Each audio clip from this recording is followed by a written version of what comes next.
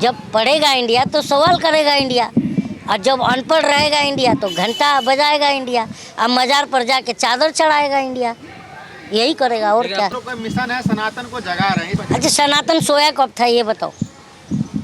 हम भी सनातन को बचपन से पढ़ते आ रहे हैं। वो तो कहता है वसुदेव कुटुंबकम, ये पूरा धरती धरातल एक घर है, इस पर रहने वाले लोग हमारे भाई हैं।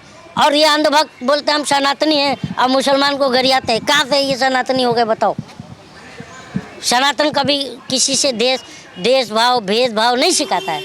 वो तो पूरी पृथ्वी को संसार मानता है और कहता है इस पर रहने वाले हमारे भाई बंधु हैं। तो ये अंधभक्तों को बताओ कि फिर ये जो कभी चर्च पर हमला कर देते हैं, कभी अंबेडकर पर मूर्ति तोड़ देते हैं, तो कभी मस्जिद पर कुछ फेंक देते हैं, तो ये अंधभक्तों को बताओ ना यार कि तुम सनातनी कैसे हो गए बे। सपा के नेता अंधभक्त है जो है ना, जाहिल होते हैं। बताइए, शिक्षा के मंदिर से प्रोफेसर को एक तरफ निकाला जा रहा है, हाँ। दूसरी तरफ भव्य राम मंदिर का निर्माण हो रहा है, दोनों का विचारधारा पे क्या कहना है? यही कहना चाहेंगे। क्या लगता है? और ये फर्जी आदमी है।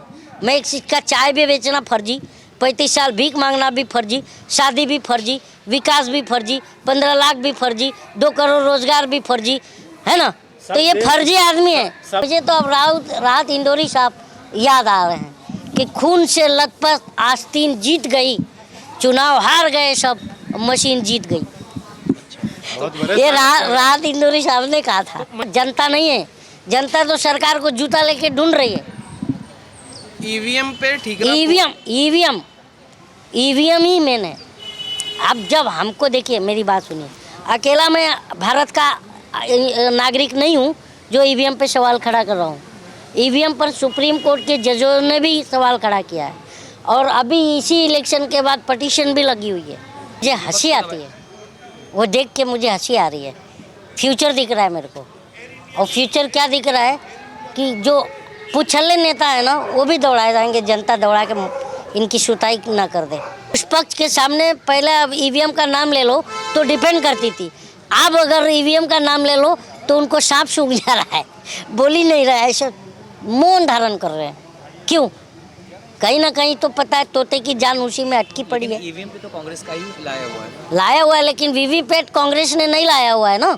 वीवीपैट की जोड़ने की जो प्रक्रिया है उसमें एक कनेक्टिविटी जो होती है उसमें चिप का लोचा है। कांग्रेस अगर एक स्टेट में जीतती है तो फिर वहाँ कुछ नहीं बोलती। नहीं, मैं देखो, मैं कांग्रेसी हूँ क्या? मैं कांग्रेसी तो नहीं हूँ, मैं जनता हूँ। क्यों? अगर अपने हक अधिकार की बात कर रहा हूँ तो कांग्रेसी हूँ। अगर मैं जिसको वोट दे रहा हूँ और मेरा वोट उस पार्टी को गया कि नहीं, उस कैंडिडेट को गया नहीं, वो संतुष्टि देने का काम किसका है? सरकार का है। सरकार तो मुझे संतुष्टि चाहिए कि नहीं? जहाँ जीत रहे हो वहाँ ईवीएम का ठिकरा नहीं फोड़ो। जहाँ अरे यार, सरकार खुद, यार एक बात बताओ सरकार किस सरकार की बात करो? जो एक चोर सरकार है, जो एक चोर दरवाजे से सत्ता में आई है, वोटों का मतों का चोरी करके आई है। मैं यही मानता हूँ कि उनकी तरफ जब जिसका गठबंधन चुनाव आयोग से हो जाए वो तो 50 साल तक रहेगा ही ना। बॉलिंग कौन कर रहा है फिर? चुनाव आयोग। इंडिया अलायंस का क्या होगा जब वही लोग सत्ता में रहेंगे? बॉलिंग चुनाव आयोग कर रहा है, बैटिंग मोदी जी और मोटा भाई कर रहे हैं। लेकिन भाजपा गवर्नमेंट जो भी वादा करती है अपने वादे पे खड़े उतरती है। हाँ, राम मंदिर बनवा रही है। सही बात है। राम मंदिर मोदी जी बनवा रहे हैं, और सुप्रीम कोर्ट इतना 92 से लेके अभी तक क्या कर रहा था? गुइयाँ छिल रहा था। लेकिन कांग्रेस की सरकार ये अंधभक्तों का मेरे को मत बताओ। अंधभक्त होते ही है, खाली टाइप कर लो अंधभक्त तो उनका परिभाषा आपको गूगल ही बता देता है। राम जी को लाए हैं, मोदी जी ला सकते हैं। नहीं तो उंगली पकड़ के ले जा रहे हैं। हाँ, उंगली पकड़ के ले जा रहे हैं। हाँ, तो वही कह रहा हूँ कि मोदी जी ला सकते हैं। ये बताइए, अरे भगवान को इंसान नहीं ला सकता, ये भगवान इंसान को ये करता है। क्या भगवान का? कौन?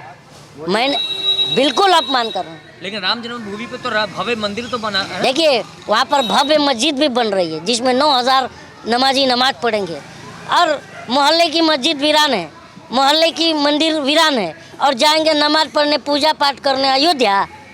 अबे अयोध्या नहीं, तुम मंदिर मस्जिद के बाहर जो हमारे बच्चों को भीख मांगने का नौबत पे लाने चाह रहे हो। ये नेताओं की ये षड्यंत्र है। लक्ष्मण और ये रेखा देखो को इस तरफ निकाला जो आदमी जाता है। 35 साल भीख मांगा था वो चाह रहा है कि हमारे बच्चे भी भीख मांगे। तो क्या सवाल करने पे भी बैन हो सकता है, जिस तरह से ब्रॉडकास्टिंग को लेकर के कानून आने वाला है? हाँ कर सकते हैं, हम जेल जाने से नहीं डरते हैं।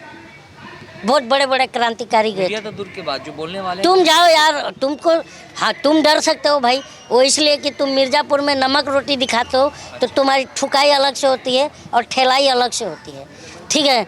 हम नहीं डरते हैं, हम बिल्कुल नहीं डरते हैं, क्योंकि प्राइम मिनिस्टर हम बनाते हैं, हमें कोई प्राइम मिनिस्टर नहीं बनाता।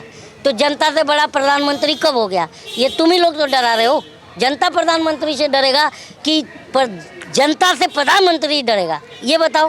अब तो आप कह रहे हो ईवीएम बना रही है और ईवीएम हटेगी नहीं तो ईवीएम प्रधानमंत्री हटेगी। वही रहेगा। देखो क्या होता है, जब अति होता है ना, तो गोटाबाया राजपक्षे और महिंद्रा राजपक्षे को मालूम है ना, अति होता है तो जब जनता जागती है तो क्या होता है, नेता भागता है।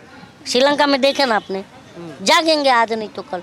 जिनके बच्चों के भविष्य लूटे जा रहे हैं, आज बताइए ना, बीटेक, एमटेक, एमसीए, बीसीए करके बच्चे आ रहे हैं, बीटेक करके, उनको रोजगार नहीं है। एमबीए किया वाला बंदा, जो कि इसके पहले मैं गारंटी दे दूंगा कि इसके पहले एमबीए की वैल्यू थी, और ये सरकार में एमबीए किया वाला बंदा 15 से 18 हज़ार में नौकरी कर रहा है। चलो मैं बॉम्बे में दिखाता हूँ। ये मुझे हंसी आ रही है, क्योंकि जब शिक्षा, स्वास्थ्य, रोजगार, बेरोजगारी देख ही रहे हो, महंगाई चरम पर, हर तरफ असुरक्षा का माहौल, आज के डेट में कानून पर किसी को भरोसा नहीं है। आप देख ही रहे हैं, इंसाफ कहाँ मांगने जाए, लोग चुपचाप से जुर्म सह रहे हैं, घर में रह रहे हैं। तो मुझे हंसी आ रही है कि अब ये नेताओं की बारी आ रही है, नेताओं की बारी। बारी आएगी। एक सांसद 10 से 15 लाख जनता अपने साथ रखता है, उसके बाद एक भी सांसद, देखिए एक बात बताओ, जनता से नहीं है साथ। जनता जब ईवीएम वोट दे रहा है तो जनता का कहाँ रोल है, ये बताइए।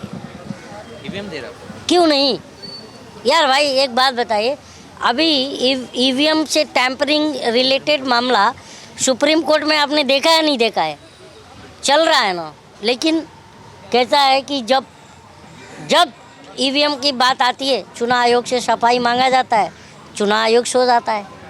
और अब तो चुनाव आयोग को चुनने की प्रक्रिया भी बदल दी गई, जिसमें पहले की प्रक्रिया में कि सुप्रीम कोर्ट के जस्टिस रहते थे और एक विपक्ष का नेता रहता था और एक प्राइम मिनिस्टर, ये बैठ के चुनाव आयुक्त की नियुक्ति करते थे। अब क्या होगा, अब प्रधानमंत्री होंगे, उनका एक मंत्री होगा और विपक्ष का एक नेता होगा, ये तीनों मिलके अपना सेलेक्ट कर लेंगे।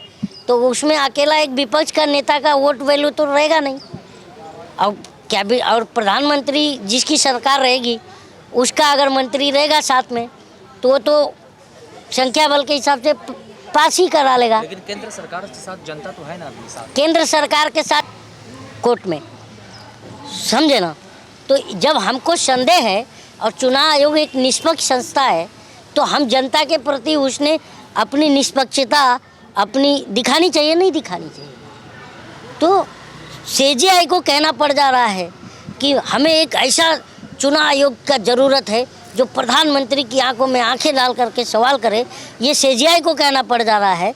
तो बताइए कि चुनाव आयोग का विश्वसनीयता है या नहीं है? पक्ष तो ये कह रही है कि विपक्ष जो है बवाल और बखेड़ा खड़ा करना यार जानती है, पक्ष आप वीडियो बनाना जानती है। हंसी